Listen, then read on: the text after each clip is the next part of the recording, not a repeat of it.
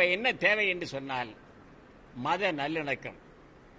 இந்த நாட்டில் இருக்கக்கூடிய அனைத்து மக்களும், செட்டியாரோ ரெட்டியாரோ கோனாரோ முதலியாரோ பிள்ளையோ தாழ்த்தப்பட்டவரோ நாடாரோ நாயுடுவோ வன்னியரோ கவுண்டரோ அல்லது பிள்ளையோ எந்த ஒரு இனமாக இருந்தாலும் சரிதான், அத்தனை பேர் ஆண்டவருடைய பிள்ளைகள் என்பது மாத்திரமல்ல, இந்த உலகத்தில் இருக்கிற 600 கோடி மக்களுக்கும் ஒரே ஒரு இறைவன் தான்.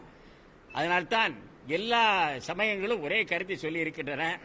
இஸ்லாம் மார்க்கத்தை சார்ந்த இஸ்லாம் மார்க்கத்தினுடைய நெறிமுறைகளை கடைபிடிக்கக்கூடிய மக்கள் அவருடைய இறுதி தூதர் இறை தூதர் நபிகள் நாயகம் ஸல்லல்லாஹு அலைஹி வஸல்லம் மிக தெளிவாக சொல்லியிருக்கிறார், இந்த உலகத்தில் இருக்கிற ஒரே ஒரு இறைவன், அந்த இறைவனுடைய பெருங்கருணையால் தான் அவருடைய உத்தரவால் தான் வாழ்ந்து கொண்டிருக்கிற என்பதை தெளிவாக சொல்லியிருக்கிறார்.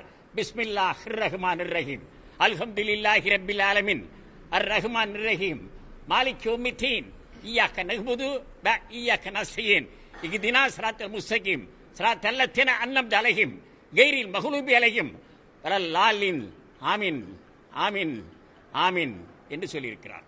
அப்படியானால் என்ன பொருள் தெரியுமா? இய்யாக நஅ்புது வ இய்யாக நஸ்தஈன் என்ன அர்த்தம்? எல்லாம் வல்ல இறைவா, உன்னையே வணங்குகிறேன், உன்னுடைய உதவியே கோருகிறேன், உன்னுடைய அருளையே நாடுகிறேன் பொருள்.